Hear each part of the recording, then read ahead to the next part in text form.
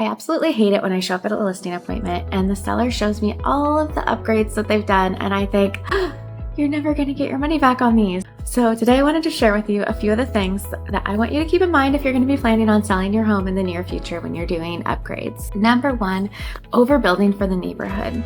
If you live in a neighborhood full of 2,000 to 2,500 square foot homes and you add on a 1,500 square foot addition, your house is probably going to be a little bit more difficult to sell when the time comes. People like to live in one of the smaller homes in a neighborhood. You know that old saying about live in the smallest home in the nicest neighborhood? There's some psychology behind it. Now, that being said, if you're going to be in your house for a while and you need extra space and you need that 1,500 square foot addition, go for it. We'll get it sold one way or another, but I'm giving you fair warning that you're not going to get your value back out of it, most likely. The next one I see is over-the-top landscaping.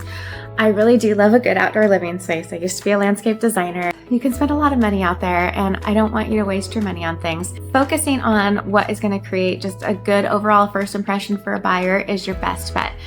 Mulching, having some nice plants, garden beds, having some well-kept trees, making sure that there's nothing that's growing out of control.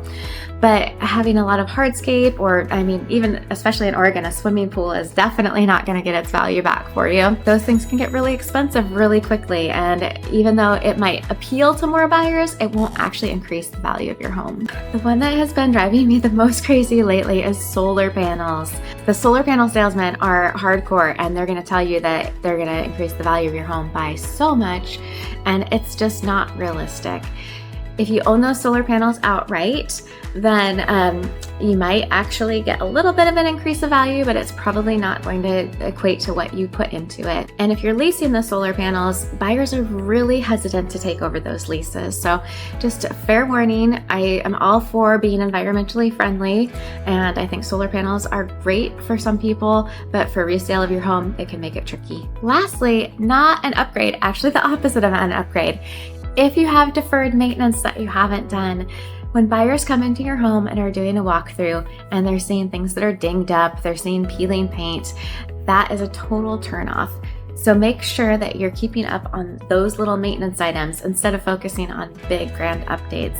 That's really where I would recommend you spend your money and your time. I'm always happy to do a walkthrough with you and talk about what can be done to increase the value of your home.